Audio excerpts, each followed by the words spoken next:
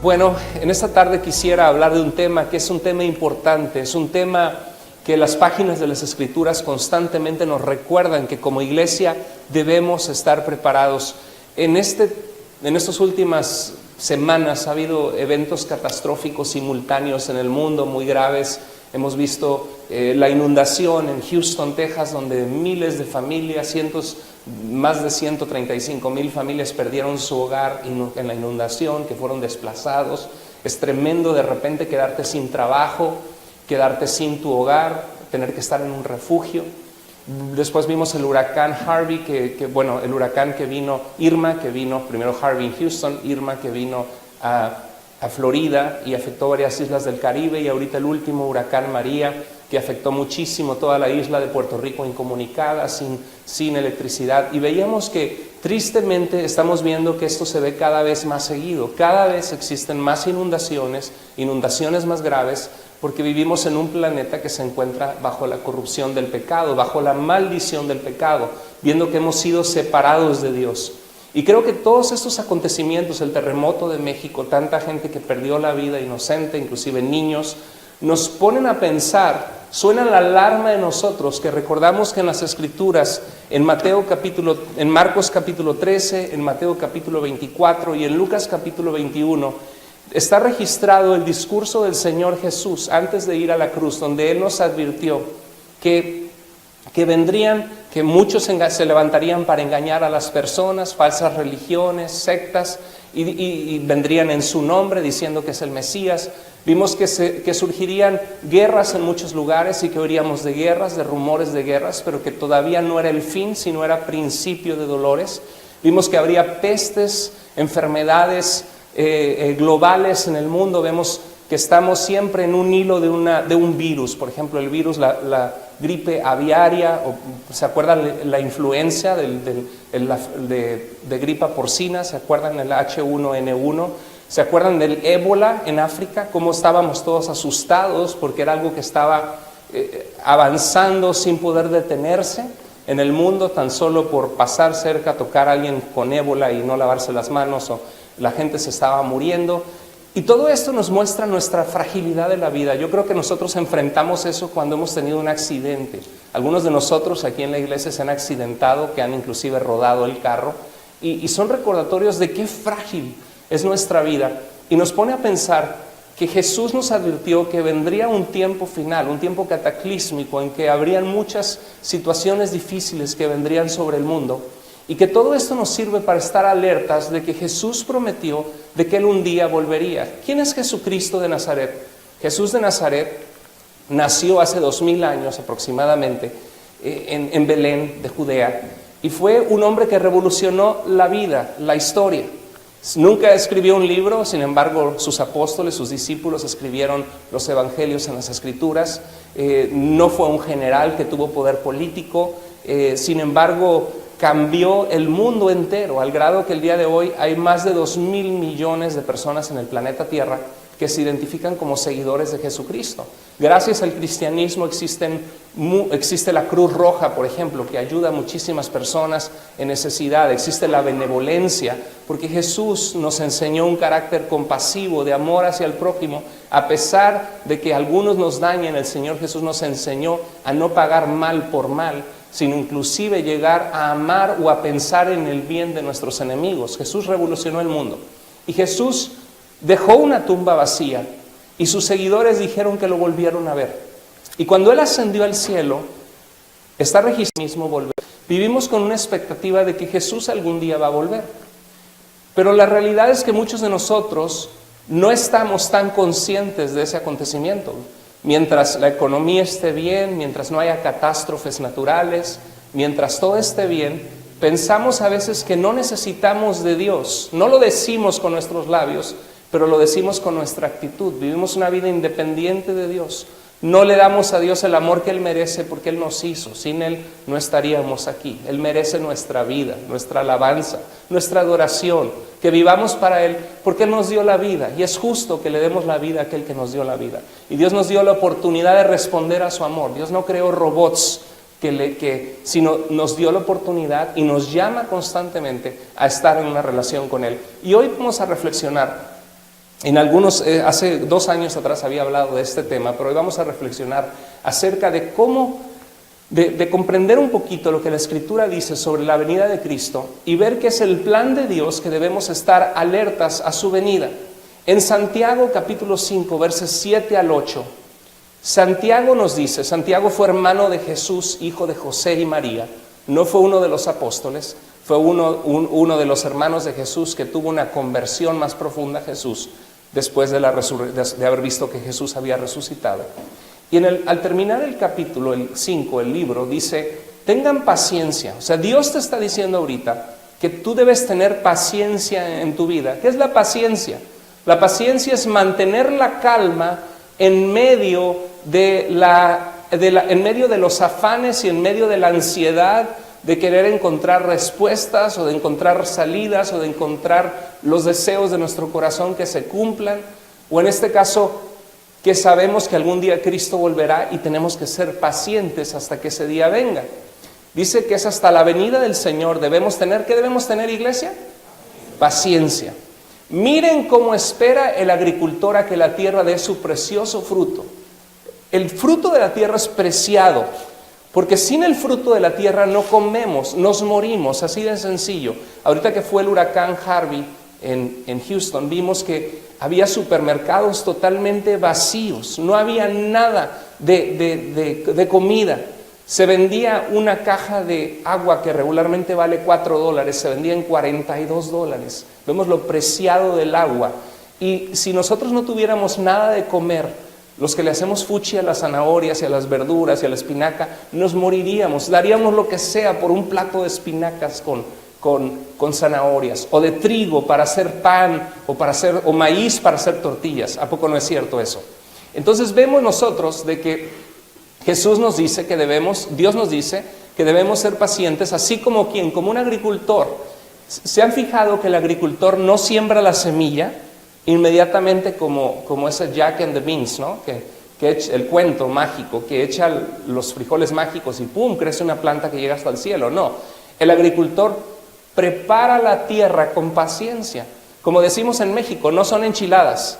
Para tener un cultivo de maíz o de frijoles se requiere paciencia, se requiere atender al cultivo, se requiere sembrar diligentemente, atender la tierra, ver que lleve el riego necesario o que lleguen las lluvias en su tiempo. Dice la Biblia que el agricultor aguarda con paciencia la temporada de lluvia y por fe vive su vida creyendo que el cultivo va a dar fruto.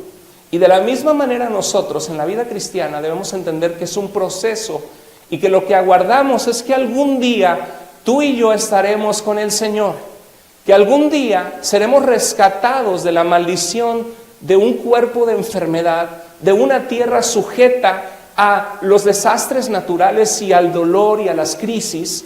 Y dice por eso Romanos 1 que la creación misma aguarda el ser rescatada de la corrupción a la que fue sujeta por el pecado.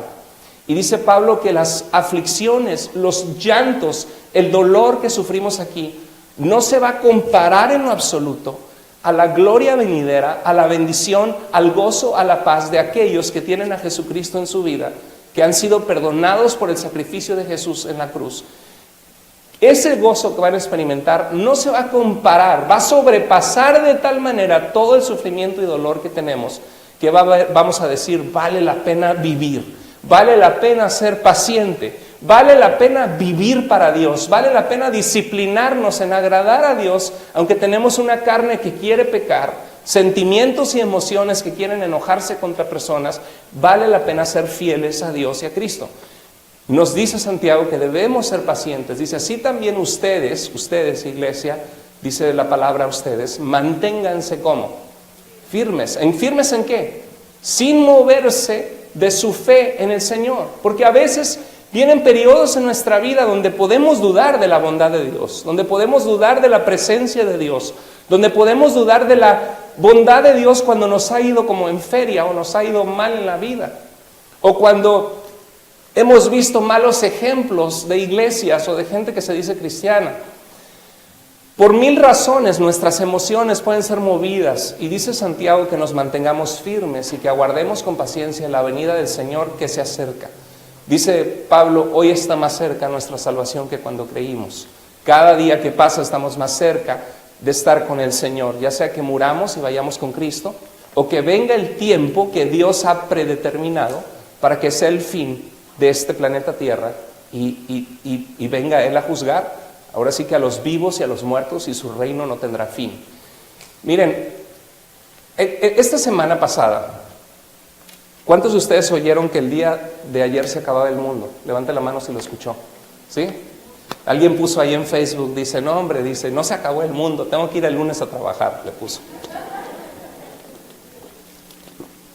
¿Por qué? Porque una persona salió en varias noticias, dice, numerólogo cristiano anuncia que el eclipse solar del 21 de agosto, y con Lucas capítulo 21 y la entrada del cometa, la entrada del huracán Harvey, que fue creo que el 25, algo así, Lucas o 1:23 al 25, y la numerología, y no se dejen engañar, porque la Biblia no estaba dividida en capítulos ni en versículos. ¿Sabes tú que la Biblia son libros, son cartas? Por eso es bueno tener el hábito de sentarte en ocasiones. Yo les digo, cuando lean la Biblia, no es una competencia de quién lee más rápido. El propósito, dice la Biblia, que no seamos solamente oidores de la palabra, sino hacedores. El propósito de leer la Biblia es conocer el corazón de Dios y aprender en nuestra vida quién es Dios para obedecerle, para saber cómo amarle y para saber cómo vivir vidas que traen bendición. Bienaventurados son los que oyen, los que obedecen las palabras de este libro. Y cuando el asunto es también que hay rachas en nuestra vida que es bueno sentarte y decir, yo quiero conocer más de la Escritura. Quiero leer y ver de qué trata, por ejemplo, la carta de Filipenses. Y me voy a sentar y voy a leer todo Filipenses, porque Filipenses no estaba dividido en capítulos ni en versículos. Se dividió en capítulos en el año 1221 más o menos. Esteban Langton, arzobispo de Canterbury, dividió la Biblia para que fuera fácil encontrar citas. Después, en el siglo XVI, 1500 y algo, vino Robert Stephanus, un editor francés, y dividió la Biblia en versículos. Entonces, cuando decimos Juan 3:16 no existía con el número, sí existía en el libro de Juan, pero era un libro completo, sin capítulos ni versículos. Así que tenemos que tener cuidado, porque cada año hay personas que dicen que se acerca el fin, se acerca el fin, se acerca el fin. ¿Se acuerdan que en una ocasión les platiqué? No sé si recuerdan que estaba yo en la secundaria y regresé y estaba tan cansado que me quedé dormido y me levanté, y cuando me levanté yo pensaba que era el día siguiente, hora de ir a la escuela, y me levanto y de repente no veo a nadie en mi casa, no oigo ningún ruido y veo las camas hechas y ¿qué pasa? Y no está nadie, mi mamá no está, mi papá no está, mis hermanos no están, y digo, ay, chíspales, a lo mejor ya me quedé el Señor vino y me dejó, ¿no? Ay, el Señor, imagínense, porque hemos oído que el Señor vendrá por los suyos, ¿verdad? Y dice el Señor, estarán dos personas trabajando, una será tomada, otra será dejada. Y ha habido mucho en la cultura popular, los libros de Tim LaHaye, Dejados Atrás, Left Behind, ha habido películas, pero quiero que sepas que esa posición representa una posición específica de entender el fin y Apocalipsis. No todos los estudiosos de la Escritura creen esa posición. Esa posición de que uno será tomado, uno será dejado, es bíblico. Pero el rapto secreto de la iglesia no necesariamente es lo que siempre el cristianismo ha creído por 2000 años. Porque eso es una posición que fue dada a conocer en 1850 por John Nelson Darby, un irlandés estudioso de la Escritura. Pero hay que ver qué es lo que la iglesia con consistencia ha creído. Y tenemos que aguardar con paciencia la venida del Señor. En 2 Tesalonicenses 2:2 dice, no se dejen engañar, no se asusten, si alguien asegura que ya llegó el día en que el Señor Jesús volverá. ¿Qué nos dice la Escritura? Porque hay ocasiones que la gente dice, no hombre, pues dijeron que iba a venir el fin el año pasado y no vino. Y dijeron que se iba a acabar el mundo ayer sábado y no se acabó, ¿sí? Y decimos, no, pues ya no le creo a la Biblia porque la gente dice y no pasa nada.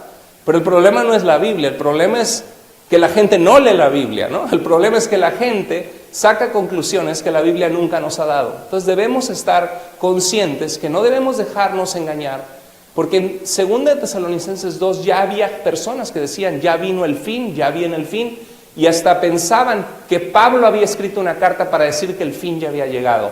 Y Pablo les escribe a los tesalonicenses esta carta y les dice, espérense, No se dejen inquietar por eso.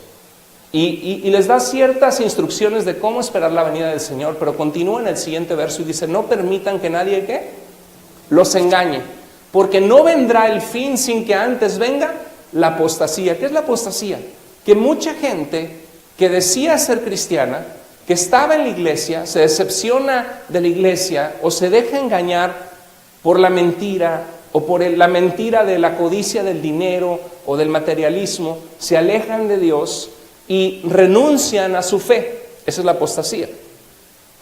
Dice, y se manifiesta el hombre de pecado. Algunos de nosotros hemos visto el anticristo. En Pablo no se menciona el anticristo con ese nombre, se menciona en la carta de Juan, donde dice que hay muchos que están en contra de Cristo, que niegan que Él vino en carne a este mundo a dar su vida por nuestros pecados. Juan estaba combatiendo falsas enseñanzas de la época en la iglesia alrededor de la iglesia de Éfeso. Había un falso maestro que se llamaba Cerinto, y Pablo estaba diciendo que los que se oponen a la verdad revelada de Dios en las Escrituras y que Cristo murió por nuestros pecados en su carne propia, son los que están en contra del Evangelio y en contra de Cristo, los anticristos. Pero aquí, en 2 de Tesalonicenses, vemos dos cosas. Por un lado, no debemos dejarnos engañar e inquietarnos. Por el otro, debemos estar alertas. La palabra de Dios nos dice, la iglesia de Cristo siempre debe vivir consciente que un día Cristo va a volver. Y dice la Biblia, cuando el Hijo del Hombre venga, cuando Jesús venga, hallará fe en tu corazón, hallará fe en la tierra. Dios quiere dice que Él viene por su iglesia como una novia arreglada para el novio en la boda. Es una ilustración. Así, en la antigüedad, las novias estaban preparadas porque en cualquier momento, sorpresivamente, el novio iba a llegar por ellas. Entonces, había una procesión y gritaban, ¡ahí viene el novio! ¡Ahí viene el novio! Y venía con para celebrar la fiesta, para ir a buscarla y poder celebrar las bodas. Y la mujer tenía que arreglarse rápidamente, perfumarse, la peinaban y toda la familia salía con ella a celebrar la boda. Y Jesús contó una parábola en Mateo 25 que hablaba de las vírgenes, de las mujeres en espera de casarse, que eran insensatas y las que eran sensatas. Y las que eran sensatas estaban preparadas para recibir al esposo porque sabían que se iban a casar. Nosotros sabemos que Cristo va a volver, que le pertenecemos a Él, que esta vida va a ser como un soplo. Comparado, ¿qué se compara 70 años, 80 años de esta vida a 1000 años, 3000 años, 10,000 años, millones de millones de millones de años? Qué hermoso, ¿no? Saber que los que estamos en Cristo podemos tener vida eterna. Que un día estemos allá platicando en la presencia de Dios y digamos, ¿te acuerdas cuando estábamos en Iglesia Vida? ¿En qué año fue eso? Hace como 20,300 años, ¿no? Sí, me acuerdo que siempre te sentabas por ahí atrás. Oye, eres medio criticón, pero Dios tuvo misericordia de ti, ¿no? Imagínense, qué maravilloso que no va a haber llanto, tristeza ni dolor cuando estemos con el Señor, pero debemos vivir para la eternidad y no inquietarnos, pero debemos estar alertas. La pregunta, ¿estás alerta tú? ¿Estás consciente? ¿Estoy yo consciente de que un día Cristo va a venir y quiere encontrar, así como un esposo que viene por su novia, quiere encontrarte limpio, sin mancha, viviendo para Dios? Que tú sabes quién es tu marido, quién es tu dueño, que es Dios. Y si no, ponte a cuentas con Dios, porque con Dios no se juega. Quiero compartir, esto es un tema fascinante, el tema del fin de los tiempos. Los estudiosos le llaman a este tema escatología, que es el estudio de los tiempos finales. Escatón, en griego, el idioma del Nuevo Testamento, significa fin. La escatología es el estudio del fin de los tiempos. Y cuando vamos a la Escritura, vemos que hay varios pasajes en el Antiguo Testamento donde Dios hablaba a su pueblo y le decía que va a venir un día terrible y grande, donde Dios va a venir a juzgar la maldad en el mundo. Díganme si no es cierto que vivimos en un mundo que apesta la maldad y la corrupción. Mi suegro, por ejemplo, se trató de ir a jubilar a México y me estaba platicando cómo había viejitas y señoras que la mandaron que hasta Veracruz, luego hasta Jalapa, luego hasta el DF, para jubilarse. La pobre viejita puede jubilar en la propia ciudad. ¿Por qué cree? Pues porque muchos de esos fondos de jubilación están en los paquetes de los políticos corruptos, ladrones, y tratan de aplazarlo, y a todo el mundo le estaban poniendo trabas para cobrar su propia jubilación, su propio sustento. Vivimos en un mundo donde mucha gente Creo que el gobernador de Veracruz se llevó más de 2,000 millones de dólares del estado de Veracruz, que podrían haber servido para construir escuelas, hospitales, ayudar a salvar la pobreza en México, construir capacitación, empleos. Qué maravilloso país serían nuestros países de Latinoamérica y hasta países de África, donde hay tanta corrupción, si hubiera integridad, ¿no es cierto? Y a la gente no le importa, matan y secuestran y se salen con la suya. Le quitan a la gente sus terrenos, si quieren pelearlos, lo siento. En el registro de la propiedad está a nombre de esa persona, pero ha sido mi propiedad por 20 años, lo que me dejó mi esposo, lo siento, ¿no? O sea, a ese grado llega la corrupción. Dígame si no ha habido maldad y corrupción de personas que violan mujeres, que los caballeros templarios en Michoacán creo que entraban y dame a tu hija, pero ¿por qué te voy a dar a mi hija? Pues si no te doy la AK-47, pero ¿cómo? Y algo desgarrador, ¿no? Y cuando uno ve tanta injusticia, dice, Señor, tiene que haber algo que tú juzgues esa maldad. Y la Biblia nos dice que efectivamente, a veces el malvado parece que se sale con la suya, pero de la justicia de Dios nadie jamás se va a escapar. Dios nos dice que Él es justo y que un día Él va a juzgar toda maldad y va a restaurar a aquellos que han esperado en Él con justicia y va a juzgar a la gente que derramó. Dice la Biblia que Dios aborrece y está irado y enojado con los que derraman sangre inocente, con los que buscan a lucrar a base del dolor de los demás. Dios es un Dios justo y ha permitido que la vida corra, pero va a haber un punto en donde va a haber un ajuste de cuentas con Dios. Y cuando uno ve esos pasajes del Antiguo Testamento, Dios, por ejemplo, Isaías dice que morará el lobo con el cordero y un niño los pastoreará. ¿Qué significa? Que no hay peligros. Es una imagen para reemplazar. Va a ser un día que estemos con Dios, donde no va a haber temor a la muerte, donde no va a haber muerte, mortandad, dolor, sufrimiento. Entonces hay muchas citas de Isaías y Ezequiel, que por cierto Juan en Apocalipsis cita constantemente. Y cuando uno lee Apocalipsis, uno a veces se le pasa y no sabe que está citando Isaías y Ezequiel. Por ejemplo, los sellados en la frente, ¿se acuerdan? Ezequiel habla, espera, no, pues la marca de la bestia en la frente o en la mano, y nadie puede comprar ni vender, sino el que sea parte de este sistema económico opuesto a Dios y su palabra. Pero eso es una imagen que surgió del libro de Ezequiel, donde Dios manda sellar a los que son suyos, mostrando que Dios reconoce quién tiene un corazón para Él y quién le pertenece y quién no. Y dice la Biblia, yo haré diferencia entre el que me sirve y el que no me sirve. Y Dios ve eso en nuestro corazón. Y cuando uno ve esto del fin, uno ve citas en Isaías, en Ezequiel. Daniel es un libro fascinante, es un profeta en el Antiguo Testamento, que del capítulo 7 al capítulo 12 menciona del tiempo donde él vivió, Daniel, en adelante, los imperios venideros que vendrían sobre el mundo, de una manera maravillosa.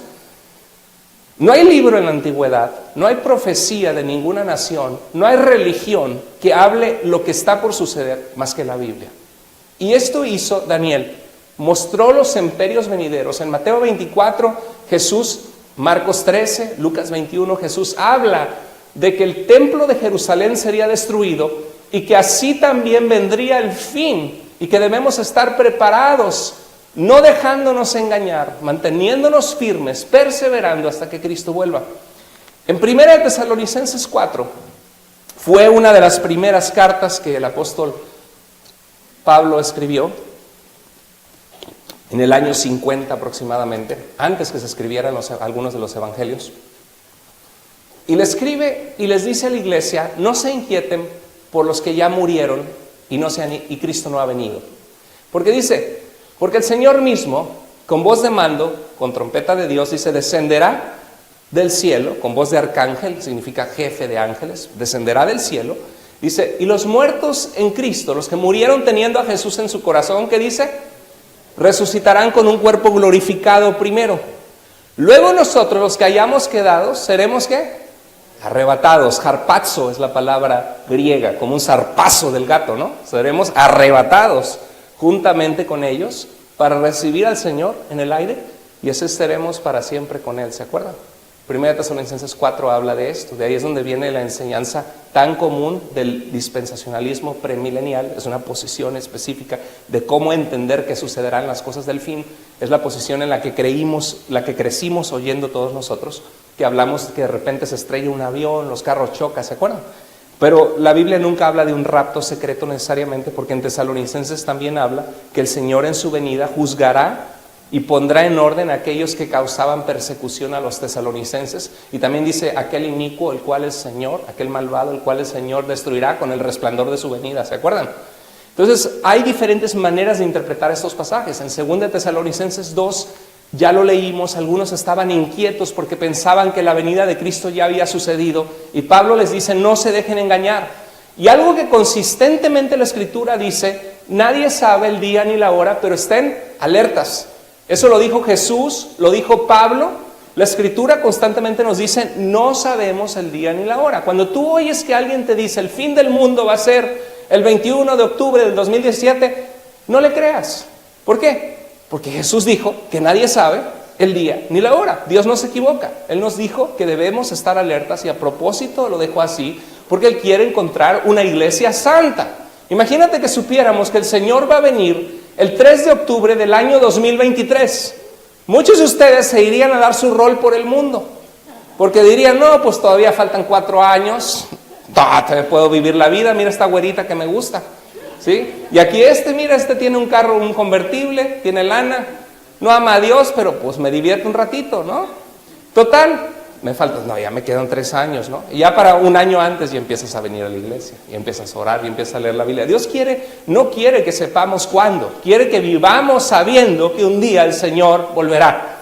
Independientemente de si viene el fin del mundo, quiero que sepas que si tú o yo tenemos un accidente automovilístico esta semana, o nos resbalamos de una escalera hasta con una cáscara de plátano, hay gente que se muere una muerte tan ridícula y tonta, pasa. Ese día es tu fin del mundo. Y tenemos que estar preparados, llevando fruto para Dios, pacientes, como el agricultor prepara el campo con paciencia, sabiendo que Cristo va a volver. El libro de 2 de Pedro, capítulo 3, también es un libro tremendo, donde nos habla que los elementos ardiendo de la tierra serán deshechos. ¿Será que un meteorito va a pegar contra el planeta Tierra? No sabemos. Pero esta tierra va a ser juzgada. Y dice la Biblia que por eso debemos vivir nuestra peregrinación, como que no pertenecemos a la tierra, solo andamos de peregrinos, de paso, ¿no? No ames tanto las cosas materiales. Claro, sé previsor. Prepara para tu vejez en lo que depende de ti. Si puedes salir adelante, sal adelante, pero nunca a costas de sacrificar tu familia o de sacrificar tu relación con Dios y tu fidelidad a Dios, que muchos hacen eso. Se enfocan tanto en el trabajo que no tienen tiempo para Dios. Y debemos estar preparados viviendo para Dios. 2 de Pedro 3 nos advierte de eso, que será como en los días de Noé, la venida del Señor, que de repente vino el diluvio, vino el juicio, y muchos ni se lo imaginaban, se burlaban, así como el día de hoy. En Apocalipsis es un libro que fue escrito 7 cartas a las iglesias de Asia Menor, de donde hoy es Turquía.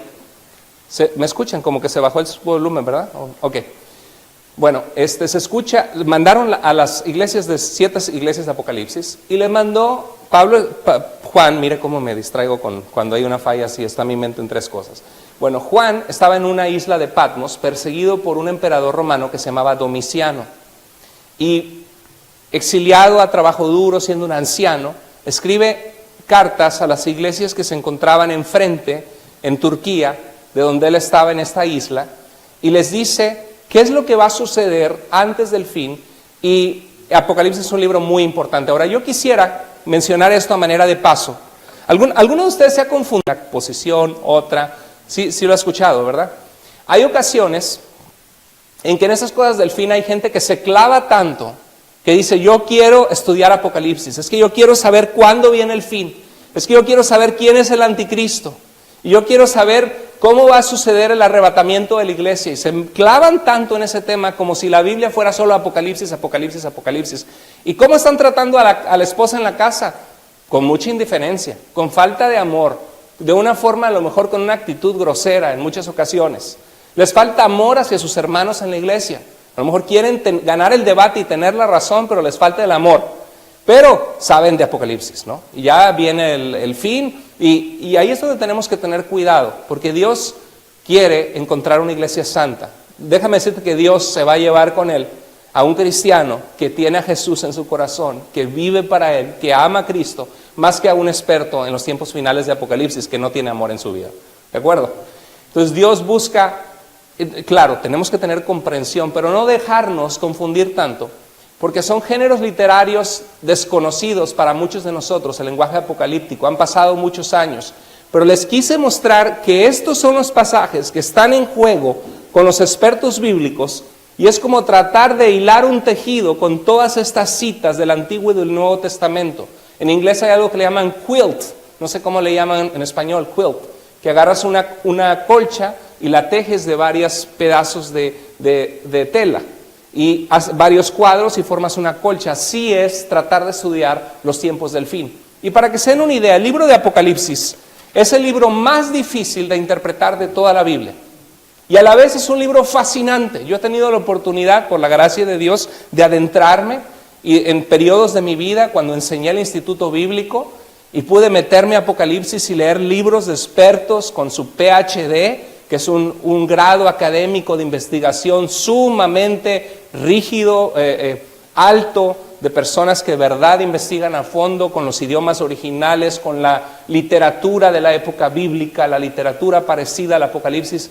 Y es fascinante estudiar Apocalipsis. Es un libro maravilloso cuando uno descubre simbolismos y alusiones a pasajes del Antiguo Testamento. Es como que se abre el libro confuso y dices, wow, esto es lo que Juan, inspirado por Dios, le estaba diciendo a la iglesia.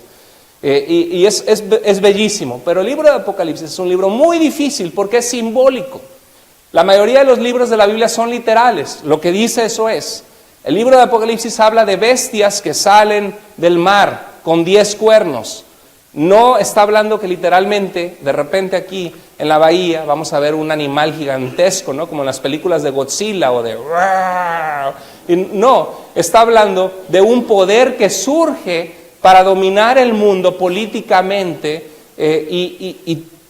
los cuernos representan poder o autoridad o poder militar o autoridad, gobierno, y son cosas que cada uno de ellos, por ejemplo, los 7 espíritus de Dios que recorren la tierra. Pero ¿cómo que hay 7 espíritus de Dios? Es que 7 en el tiempo bíblico, ¿cuántos días tiene la semana? 7. 7 es algo completo, es algo total. La totalidad de la semana tiene 7 días. Y cuando la Biblia habla de 7, habla de totalidad, de algo completo, perfecto, algo completo. Y cuando habla los 7 espíritus de Dios, está refiriéndose al Espíritu de Dios, la presencia de Dios que recorre la tierra, que Dios es omnipresente y conoce el pensamiento de cada uno de nosotros. Dios conoce nuestra amargura, nuestras rivalidades, nuestro odio hacia alguien, nuestra envidia por alguien, nuestro deseo deseando a alguien que no es nuestro esposo o nuestra esposa. Dios lo conoce. Y también Dios conoce cuando nos sometemos a Dios, negamos la carne, lo obedecemos a Él, lo amamos, los 7 espíritus de Dios que recorren la tierra. ¿Por qué? Porque es conociendo el corazón y lo que sucede en todo el mundo, porque Dios es omnipresente. ¿No es fascinante eso? Cuando uno va al libro de Apocalipsis y dices que, con razón. ¿Y por qué no nos lo escribió así Juan en el principio? Bueno, porque era un tipo de literatura de la época en tiempos de persecución. Por ejemplo, el emperador romano demandaba adoración como Dios y perseguía a los cristianos por adorar a Jesucristo. Y sin embargo no iba a decir, Juan, envíen esta carta a las iglesias, el emperador será juzgado por Dios. Pues no, ¿por qué? Porque le daban cuello a todos ellos. Entonces tenía que poner la bestia, ¿no? Y ya, imagínate, y el número de su nombre, tenía que hablar con simbolismos en el libro de Apocalipsis. Entonces, cuando vamos a Apocalipsis, es un tema fascinante. Hay 3 interpretaciones del libro de Apocalipsis, 3 personas, 3 escuelas. Una es la historicista. La interpretación historicista dice, Apocalipsis ya se empezó a cumplir cuando surgió el Islam, por ejemplo, ¿no? Con tanto terrorismo y que vinieron conquistando Europa y las naciones con una cultura judeocristiana, y cuando surgió el papado, donde el cristianismo se hizo político y una religión, etcétera, y dicen, historicista, es que ya se ha empezado a cumplir y se sigue cumpliendo. Y las iglesias de Apocalipsis no son literales, sino son épocas de la iglesia. Es una forma de verlo. Otra posición, la que todos nosotros conocemos, es la interpretación futurista, que dice, todo Apocalipsis va a comenzar a suceder cuando venga el fin y van a venir que va a caer una estrella ajenjo, que va a contaminar todas las aguas, y van a morir la tercera parte de los peces, y va a venir tragedias en el mundo, porque Apocalipsis habla de un rollo. Déjame te digo, así comienza Apocalipsis. ¿Están conmigo? No se están durmiendo. Apocalipsis es un poquito de enseñanza, pero que nos sirve saber por qué a veces hay tanta especulación, y que Apocalipsis es un libro maravilloso de esperanza para los cristianos. Sin Apocalipsis el cristianismo no estaría completo, porque no veríamos ese Dios triunfante con tanta claridad como se entredeja ver en otros pasajes, pero se ve en la totalidad en Apocalipsis. Apocalipsis es un tiempo en que la iglesia sufre, que muchos han muerto por mantenerse fieles a Cristo, como el día de hoy pasa. Así estaba pasando en ese entonces. Y dice la Biblia que las oraciones de los santos que sufrían subían como un incienso delante de Dios. Qué hermoso, ¿no? Que cada vez que hay injusticia y sufrimiento, y tú clamas, Señor, por favor, ve la injusticia. Señor, tú conoces mi corazón. La Biblia dice que es como un incienso. Un incienso huele rico, ¿verdad? Y cuando Dios ve eso, Dios se entristece con nosotros. Jesús vemos que Él sufrió y lloró Jesús en Juan 11:35 por la muerte de Lázaro, aunque sabía que Él iba a resucitar. Dios se compadece por ti. Dios te ama. Dios nos ama. Qué maravilloso que el Dios de la vida conoce nuestro sufrimiento y dolor. Y dice la Biblia que nuestras oraciones son como un incienso agradable, que Él escucha, y que en su tiempo Él va a hacer justicia a cada uno de nosotros, o a cada uno de los que ha sufrido injusticias. Y vemos en Apocalipsis que Jesús se aparece a Juan, y Juan le da la revelación que le dé los mensajes a 7 iglesias que se encontraban en el camino. Por cierto, déjenme ver si están por ahí. Ahí están. Vemos, estaba Juan en Patmos, y estaba Éfeso, Esmirna, Pérgamo, Tiatira, Sardis, Filadelfia, y el recorrido le empieza a dar un mensaje Jesús. Y eso está en el capítulo 2 y 3. Y en el capítulo 4 se ve una escena en el cielo donde está Dios, y hay 24 ancianos postrados delante de Dios, diciendo que Él es digno de recibir la gloria, el poder. ¿Por qué hay 24 ancianos? Bueno, ¿cuántos tribus había en el Antiguo Testamento que representaban el pueblo de Dios? 12, los santos del Antiguo Pacto. ¿Cuántos apóstoles nombró Jesús? 12, que representan los santos del Nuevo Pacto. 24 ancianos significa que el pueblo de Dios se encontraba delante de su presencia, dándole gloria, porque por su gracia somos su pueblo y hemos sido perdonados. Y por ahí va los 144,000 también, porque 12 por 12 son 144, por 1,000 son 144,000, que es un número grande de toda la totalidad de los que han sido redimidos, rescatados por Cristo. Bueno, estaban adorando y ven al cordero que está al lado del anciano de días, a Dios. ¿Y quién es ese cordero que fue inmolado, que fue destruido, que fue cortado en su cuerpo y derramó su sangre por nosotros? ¿Quién es ese cordero? Jesús. Y vemos que los 24 ancianos, la totalidad del pueblo de Dios del Antiguo y el Nuevo Pacto, se postran delante del cordero y del que está sentado en el trono, y los adoran, mostrando que Jesús es Dios, no como los testigos de Jehová que piensan que es un ser creado. Y lo adoran, y entonces dicen, ¿quién puede abrir el rollo? Porque en ese entonces no había libros, sino había rollos. ¿Quién puede abrir el rollo? El rollo era un escrito. Aquí viene la revelación de Dios de lo que va a suceder al fin de los tiempos. Es que nadie tiene la capacidad de accesarlo, más que el único Hijo del Padre, el que le ha dado a conocer encarnado, que es Dios con nosotros, que es Jesús. Y Jesús dice, digno es el Cordero es digno de abrir los sellos.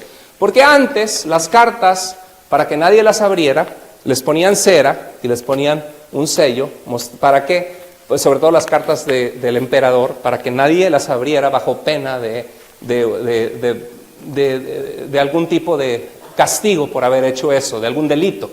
Entonces vemos que el Cordero empieza a quitar el primer sello, y entonces empiezan a suceder cosas, el segundo sello, el tercer sello, el 7 sello. Entonces cuando se abre el 7º sello, ya se abre, y entonces comienzan a ver lo que hay, lo que Dios ha deparado para el fin de los tiempos. Entonces comienza una trompeta. ¿Para qué se utilizaban trompetas antes?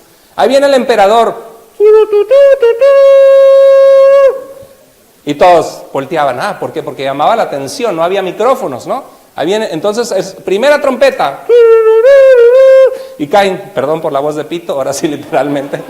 Segunda vez, Segunda trompeta, tercera trompeta, y todos están, ¿qué está pasando? Y caen las estrellas del cielo, son conmovidas y se convierte en sangre el agua, y hay mortandad y hay sufrimiento. Y entonces después de las 7 trompetas, ¿qué pasa? Se empiezan a derramar las 7 copas de la ira de Dios, que era una manera simbólica de hablar. Por ejemplo, en la antigüedad, en el tiempo antes de la Biblia, antes del Nuevo Testamento, Sócrates murió 400 años antes de Cristo bebiendo, en el inglés le llaman hemlock, en español le llaman la cicuta, que era una copa venenosa de juicio, como encontrado culpable por corromper a la juventud, que no era cierto, ¿no? Entonces son las 7 copas que por eso Jesús dijo, si es posible, pase de mí esta copa, ¿se acuerdan? Entonces se derraman 7 copas de la ira de Dios, y muchos lo ven como preparaciones diferentes, o algunos lo ven no. Los sellos corresponden los 7 sellos corresponden a las 7 trompetas y a los 7 copas de la ira de Dios, pero en mayor comprensión de qué es lo que va a pasar. Y todo es simbólico. Qué fascinante, ¿no? Entonces, cuando vamos a Apocalipsis, existen maneras de interpretarlo. Una manera es historicista, que dice se ha ido cumpliendo. Otra, futurista, que dice comenzará a suceder al comenzar el fin de los tiempos, que es la más popular hoy día. Pero la más popular entre los más estudiados es la preterista. Porque la preterista, tiempo pretérito, ¿qué tiempo es? Pasado, ¿verdad? Preterista es que muchas cosas sucedieron en el pasado, como por ejemplo Domiciano, que pidió adoración como Dios, la ciudad de Roma de las 7 colinas que persiguió a la iglesia de Cristo. Y ahora solo esperamos el retorno del Señor y el fin. Y que quizás surja un poder totalitario, como en el tiempo de Daniel, como en el tiempo de los emperadores de Roma que Jesús advirtió en el fin. Y estamos esperando que algo similar suceda en nuestros tiempos, que seamos arrebatados y el Señor viene a traer fin a esta historia. Ahora, esto no es un punto para pelearse, no, que yo creo esto y que me enseñaron esto y qué va a pasar con Israel y que no con Israel. Esto es un punto donde cada uno tiene la libertad de adentrarse y de estudiar, pero algo que todas las posiciones están de acuerdo es que Cristo volverá. Es que vendrá un juicio sobre la maldad, en que los que estamos en Cristo tendremos vida y estaremos para siempre con Él. Es un tema fascinante. Esto podría tardar yo un seminario de 6 meses explicándoles Apocalipsis. Si quieren un día ahí en los grupos con el pastor. Por cierto, no va a haber grupos con el pastor porque cada viernes, el último viernes de cada mes nos reuníamos para yo dar una conferencia de entrenamiento para equipar a la iglesia, pero ahora estamos viendo unos estudios del matrimonio fascinantes y de aquí hasta diciembre no va a haber, hasta enero, finales de enero esté con su grupo aprendiendo. Entonces existen muchas posiciones. Luego en Apocalipsis 24 se habla de un reino de Cristo por 1000 años y algunos dicen la posición premilenial es la más conocida de nuestros tiempos, la que todos crecimos entendiendo como lo que sucederá realmente, es que es literal, que Cristo viene. Hay un arrebatamiento de la iglesia. De repente, imagínate si esa posición es correcta y Cristo viniera hoy, ¿cuántos se quedarían aquí en la iglesia? Que Cristo viene ahora y pasa como un relámpago del oriente al occidente y uno será tomado y otro será dejado. A lo mejor tu esposa se iría y tú te quedarías. A lo mejor te dirías, wow, y se voltearían a ver los 10 o 15 en la iglesia. Híjoles, ¿no? Ya nos delataron. Porque aquí medio la puedes hacer pasar como que soy cristiano o cristino, ¿no? Como que medio parezco, medio simpatizo. ¿Y por qué viene usted? Dígame la verdad, la neta, como decimos en México, ¿no? Pues la verdad me trae la vieja, ¿no? O vengo porque pues, yo sé que es algo bueno. Todo lo que sea de Dios es algo bueno, pero nunca has tenido un encuentro con Jesucristo, que te has arrepentido de tus pecados, has reconocido a Jesús como tu Salvador. Y si no lo has hecho, ¿qué esperas? Si Cristo viene y te quedas. Hay un lugar ahí atrás que dice, mi primer paso siguiendo a Jesús. Te animo a que hoy entres y vayas y pidas, hermanos, pueden orar por mí. ¿Qué puedo hacer para seguir a Cristo en mi vida? Entonces, hay algunos que piensan que es simbólico. San Agustín creía eso y muchos expertos hoy día creen eso, que en realidad no es que Cristo viene por su iglesia, luego con su iglesia, 1000 años en la tierra, las naciones se rebelan y ya viene el fin. Algunos piensan que viene del fin, como ahora, calamidades, y viene un tiempo que con poder el Señor viene, destruye la tierra, juzga a los malos y somos arrebatados con el Señor. Hay posiciones distintas en cuanto a cómo entender el fin, y esto lo complica todo, porque ves que hay diferentes libros y miles de libros que tratan de explicarlo. ¿Están conmigo? Pero lo más importante es entender que Cristo va a venir.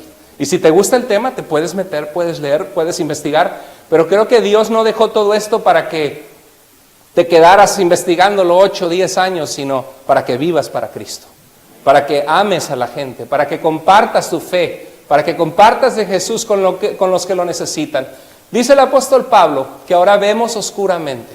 No sabemos todas las respuestas, dice Deuteronomio 29:29, que las cosas a Dios, mas las reveladas son para nosotros y para nuestros hijos. Hay que alcanzar a nuestros hijos para que vivamos según las palabras de la ley de Dios en nuestras vidas. Y 2 Pedro 3:16 al 17, Pedro dice que en las cartas de Pablo había temas difíciles de entender. Qué bueno, ¿verdad? Que Pedro mismo reconocía que Pablo escribía cosas difíciles, porque como rabino judío los explicaba de diferentes maneras. Y así pasa en la Escritura. Hay temas que no son tan claros, pero que sí son claros en cuanto a la esencia de lo que sucederá. Entonces, Apocalipsis fue un libro que se escribió para dar ánimo a iglesias que pasaban tribulación. ¿Cuántos de ustedes han pasado tribulación o rechazo por ser cristianos? No se compara a la tribulación que algunos que son quemados, sus viviendas quemadas, sus hijos apedreados por seguir a Cristo. Porque hermanos, eso pasa. Hasta en Chiapas eso ha pasado. Tenemos un hermano en nuestra iglesia que ahorita está traduciendo, que él también lo trataron de apedrear, ¿verdad? Cuando estaba más chico, en Chamula, en Chiapas, por ser cristianos. Entonces, el libro de Apocalipsis es que Cristo ha vencido y al final la iglesia participará del triunfo con Cristo. Ese es el propósito de Apocalipsis.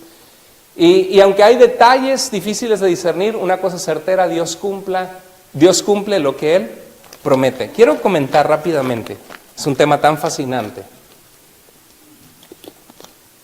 Quiero darles 3 ejemplos de la maravillosa predicción de Dios en algunos aspectos. Dios en la Biblia, en el libro de Daniel, anunció los imperios venideros. Dios vio que Nabucodonosor iba a ser, que fue un rey de la antigüedad muy poderoso, iba a ser el jefe del reino de Babilonia, y que después iba a venir un reino poderoso de los medos y los persas, y después iba a venir el reino de Alejandro Magno, griego, por eso nuestro Nuevo Testamento se escribió en griego, y después iba a venir el reino de Roma, con Julio César, el emperador, y que después vendría un reino que no tendría fin. Daniel vio esto en visión. Mire, Nabucodonosor vio una estatua en un sueño y no supo qué significaba, quedó aterrorizado, tuvo miedo y mandó a llamar a los adivinos, hechiceros y sabios de Babilonia y les dijo: oigan, tuve un sueño que no pude dormir, que estoy pasmado, pero a la vez como que se borró de mi mente y lo olvidé. ¿Qué soñé? Pero dice: espérate, rey, pues sí somos sabios, podemos interpretar, pero pues usted díganos qué soñó. No, ustedes, si son tan sabios, díganme qué soñé. Se los puso bien difícil. Y si no me lo dicen tal fecha, les corto la cabeza, los mato a todos. Y alguien se acordó: ahí está Daniel, uno que ama al Dios de Israel, que Dios le ha dado el poder de saber lo que vendrá, porque Dios le revela esto. Y mandan a llamar a Daniel, y Daniel llega con una humildad tremenda y dice: toda la gloria es de Dios, no es que yo sea más sabio que los demás, es que Dios en su gracia le place decirme. Y Daniel ora y le dice: Señor, glorifícate, muéstrame. Y Dios le muestra a Daniel, y llega con Nabucodonosor, con todas las burocracias que tenía que hacer ante el rey, probablemente de rodillas, y le dice: oh rey, dice, lo que usted ha soñado es esto. Usted soñó una estatua con una cabeza de oro, y con unos brazos, y con unos pechos de bronce, y con una cintura, dice, de plata, y unos pies, de plata, de bronce, y unos pies de hierro. Dice, unas piernas de hierro y unos pies de hierro mezclado con barro. Era fuerte el imperio, pero tenía debilidades. Y se queda asombrado Nabucodonosor y dice: esto es lo que se implica. La cabeza de oro es usted. Usted es el que está iniciando el poder de imperios en el mundo de la antigüedad. Pero después vendrá un imperio muy fuerte que arrasará los medos y los persas. Y después vendrá uno que con fuerza conquistará y rapidez, Alejandro Magno. Y después vendrá uno de hierro, Roma, que conquistó tanto y terminó por tanto tiempo. Dice: pero de repente se vio una piedra que vino rodando, una piedra no cortada por hombre. ¿Qué significa? Que no la mandó ningún hombre, sino la mandó Dios. Y dice, el hierro, el barro, el bronce y la plata, en Daniel 2:35, quedaron convertidos en polvo, porque vino una piedra y dio ¡pum!, contra estos imperios fuertes, llenos de gloria, que conquistaron en su época, pero vino una piedra que Dios mandó que hizo pedazos esos reinos poderosos. Y dice, y se convirtió, dice, pero la piedra que dio contra la estatua se convirtió en una gran montaña que ocupó toda la tierra. Es de enchinar la piel, porque esa piedra que vino a derrocar todos los imperios y establecer un imperio que cambia vidas, que sana familias, que restaura corazones maltratados y lastimados, es el imperio y el poder de Jesús en la vida de todas las personas, estableciendo un reino y un imperio que no es de este mundo, sino que es espiritual y que transforma las mentes y los corazones de las gentes. Entonces dice, una gran montaña ocupó toda la tierra, y dice en el 44, en esos días el Dios del cielo enviará un rey que reinará, ¿para qué? Para siempre, y al que nadie podrá vencer. Nombre sobre todo nombre, el nombre de Jesús. Daniel lo vio antes, 500, 600 años antes de que Cristo naciera. Vio esto que iba a pasar. Y tal como Daniel lo vio, le atinó al número de imperios que vinieron y cómo Jesús nació y vino en medio del imperio romano y empezó a conquistar al mismo imperio romano que se cristianizó. ¿Se acuerda? Entonces, en Daniel 7:13, Daniel ve otra visión, más adelante, 5 capítulos después, y dice que ve los imperios venideros otra vez, y dice que con las nubes del cielo venía uno como un hijo de hombre. ¿Qué significa? Que en medio de la visión de Dios vio a alguien que parecía como ser humano. Jesús vino y se vistió de hombre. Dice que un niño nos es nacido y ese bebé será llamado, Isaías 9:6, 700 años antes de Cristo, el bebito que van a nacer será llamado Dios fuerte, Padre eterno, príncipe de paz, un bebé. Y Daniel vio que venía uno como hijo de hombre y le fue dado ¿qué? Dominio, gloria y reino para que todos los pueblos, naciones y lenguas le sirvieran. Y hoy domingo tenemos iglesias cantándole a Dios en árabe, aleluya. Iglesias en Francia cantándole aleluya. Exmusulmanes convertidos a Cristo cantándole al Señor aleluya. Pueblos latinoamericanos e indígenas alcanzados para Cristo cantándole a Dios aleluya. De todas las naciones, pueblos y lenguas le sirvieran. Su dominio es dominio eterno que nunca pasará, y su reino uno que no será jamás destruido. ¿Quieres estar en el reino vencedor? Ríndete a Cristo, sirve a Cristo, sé fiel a Cristo. Vale la pena ser Dios. ¿Sabe que hicimos algo maravilloso? En el grupo matrimonial de los facilitadores esta semana les empezamos a hablar de cómo eran las dinámicas en nuestra familia de origen. ¿Se acuerdan? ¿Lo tuvieron en el estudio? Y algo maravilloso que todos los facilitadores nos dimos cuenta es que el matrimonio que tenemos nosotros con nuestra esposa, o usted, hermana, con su esposo, en todos los casos de los que estábamos en el grupo, era mejor que el matrimonio que tuvieron nuestros padres. Perdón, mamá, que está ahí arriba. A pesar de que tenían un buen matrimonio. Yo veo esa comunicación, esa diferencia, porque por la gracia de Dios hemos aprendido, pero la mayoría ha sido por Cristo. Cristo hizo la diferencia de venir de matrimonios donde el hombre cobarde le daba sus moquetes a la mujer y la cacheteaba y la golpeaba y de los pelos, o donde era un borracho, o donde había desamor, o los papás no te decían te amo, te quiero. Viene Cristo a nuestra vida, lo transforma todo, y estamos ahí el grupo de 10 matrimonios diciendo, gloria a Dios, que nuestro matrimonio es más bueno que el matrimonio de nuestros padres, y toda la diferencia la ha hecho Jesucristo. Y eso es lo que Dios hace en nuestra vida. Nunca es tarde para buscar de Dios, para volverte a Dios. Y vemos que Daniel vio que esto sucedería. Daniel también vio, rápidamente, estamos con el tiempo encima, Daniel vio que había 70 semanas sobre Jerusalén para poner fin al pecado, dice, sobre la santa ciudad, para poner fin ¿a qué? Al pecado y perdonar la maldad, para traer la justicia perdurable, sellar la visión y la profecía y ungir al santo ¿de qué? De los santos. Dígame si no está hablando de Jesús. Eso lo vio Daniel antes de que Cristo viniera, siglos antes. ¿Qué religión en el mundo tiene eso? ¿El Islam, el budismo, el hinduismo? Ninguna religión tiene eso que tenemos los cristianos. Y dice en Daniel 7, 25 al 26, desde la salida de la orden para restaurar y edificar Jerusalén hasta el Mesías habrá 7 semanas y después 62 semanas. Y se le quitará la vida al Mesías. Entonces vamos a ver, ¿desde cuándo iba a haber? Ahora, estas son semanas de años. La palabra hebrea es shebuá, que se utilizaba a veces como una medida de tiempo en años. Una semana de años son, ¿cuánto? ¿Cuántos días tiene la semana? Una semana de años, ¿cuántos años son? 7. 70 semanas, ¿cuánto es 69 por 7, bueno, son 483. Lo puede ver en su calculadora cuando quiera. Si me lo duda, saliendo, póngale calculator, ¿verdad? Ahora en teléfono. Y es 483 años. Y va a haber 483 años desde que sale la orden de restaurar Jerusalén. ¿Hasta cuándo? ¿Hasta cuándo? Hasta que se le quite la vida ¿a quién? ¿Quién es el Mesías? Jesús. Bueno, es interesante porque Nehemías 2, incidentalmente dice Nehemías, estaba yo en el mes de Nisan. No era de Toyota, no era de no era de Kia, no era de Ford, era el mes de Nisan, era un mes hebreo. Era en marzo, el 14 de marzo, en el mes de Nisan del año 20, el reinado del rey Artajerjes persa, al servir al rey. Y me preguntó, ¿por qué estás triste? Y le dije, le ruego que me envíe a Judá para reedificar la ciudad de mis padres, Jerusalén, que está destruida, por eso estoy triste. ¿Cuándo fue? Y le dijo el rey, adelante, sal, tienes la orden mía como rey del imperio, yo te mando escoltas, ve y reconstruye la ciudad de tus padres, porque Daniel, yo te quiero mucho y eres importante para mí. Tienes mi confianza, soy el rey de los reyes, el emperador Artajerjes. ¿Cuándo fue dada la orden? En el mes de Nisan del año 20 del rey Artajerjes. ¿Cuándo reinó Artajerjes? Vete a una enciclopedia, a Wikipedia, y todos los registros coordinados de los reyes persas y la civilización antigua ven que el rey de Persia, Artajerjes, comenzó a reinar en el año 465 a.C., acercándose al año 0 que nace Jesús. Quítale 20 años a 465. 465, 64, 63, 62, 61, 60, 59, 58. Le quitas 20 años y da el año, ¿qué? 445.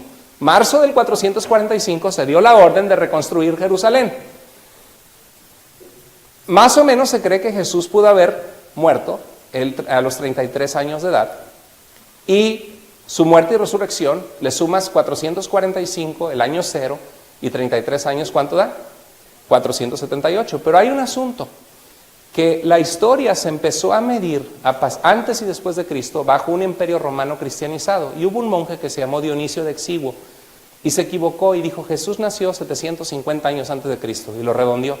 Pero no le contó bien, era 754 años, que Jesús nació 754 años después de la fundación de Roma, no 750. Entonces omitió 4 años. Y cuando tú agarras esos 4 años y le sumas a los que habíamos sumado, 478 más 4 son 482. Pero como en la historia va 10, 9, 8, 7, 6, 5, 4, 3, 2, 1, nace Cristo, ¡ah! Gloria a Dios. Está Cristo en esta vida, un bebé 1 año, y luego comienza 1 año después de Cristo, 2 años después de Cristo. ¿Están conmigo? ¿Me entienden? Entonces, cuando uno suma ese año, ¿cuánto da? Exacto lo que la Biblia, lo que Daniel vio. Desde que se dé la orden de reconstruir Jerusalén hasta que se le quite la vida a Jesús en el Calvario, van a ser 483 años. ¿No es increíble la precisión de lo que Daniel vio? Entonces, ¿qué nos muestra? Son elementos que nos muestran que la Biblia es certera, que la Biblia es confiable, que lo que Dios anuncia se cumple. Y por eso Dios dice, Isaías 49, 56, 9 al 10, léalo conmigo. Porque yo soy Dios y no hay otro, que anuncio lo por venir desde el principio y desde la antigüedad lo que aún no era hecho. Mi consejo permanecerá y haré todo lo que quiero. ¿Quieres pelear con Dios? La religión, ya cuando esté viejo, busco a Dios. No, es un Dios poderoso, glorioso, maravilloso, que puede transformar tu vida. Y que es tu privilegio rendirte a su llamado y servirle y buscarle y esperar su venida. Entonces, la venida de Cristo va a venir. Y por último, Jesús un día, quiero ir rápido, Jesús un día estaba con los discípulos y vio la maravilla del templo de Jerusalén y dijo, les digo que no quedará piedra sobre piedra y todo esto va a ser destruido. Y le preguntaron, dijo, ¿no quedará aquí? Mateo 24, 2 al 3, piedra sobre piedra que no sea derribada. Los discípulos le preguntaron, ¿cuándo serán estas cosas? La destrucción del templo. ¿Y qué señal habrá de tu venida y del fin? 2 preguntas diferentes. Y Jesús empieza a responder eso. Y tal como Jesús dijo, en el año 70 vinieron los ejércitos romanos, Tito Vespasiano, arrasaron a Jerusalén. Esa es una escena del Arco del Triunfo en Roma, van llevando la menora, tal como Jesús dijo, sería destruido Jerusalén. Todo lo que Jesús dijo se cumplió. Y todo lo que estamos esperando es la venida del Hijo del Hombre, que Cristo venga. Y oiremos de guerras, de rumores de guerras, de catástrofes naturales. ¿Y qué tenemos que hacer en esos tiempos? Pensar que un día Cristo volverá. ¿Sabemos cuándo? ¿Podemos decir cuándo es el día y la hora? No. Pero esto está escrito para que nosotros tengamos esperanza, para que vivamos vidas para Dios, vidas santas. Que sirvamos al Señor con todo nuestro corazón. Ya quiero terminar, hay récords, crisis, maldad, quiero terminar con esto. Mira qué hermoso lo que dice este verso. Dice un dicho en inglés, I do not know what the future holds, but I know who holds the future. En inglés, no sé lo que el futuro tiene para mí, pero sí sé quién tiene en sus manos el futuro. Y yo quiero que en este día pensamos en este pasaje, dice Hechos 1:7 al 11, les dijo, no les toca a ustedes saber los tiempos. Le dijo a los discípulos, ¿de cuándo volvería el Señor? Pero inmediatamente eso nos dijo, pero recibirán ¿qué? Poder. Y me serán testigos en Jerusalén, Judea, Samaria y ¿hasta dónde? Hasta lo último de la tierra. Este mismo Jesús así vendrá, como le han visto ir al cielo. Comenzamos con Santiago. ¿Y qué nos dijo Santiago? Que debemos ser pacientes hasta la venida del Señor, viviendo para Él.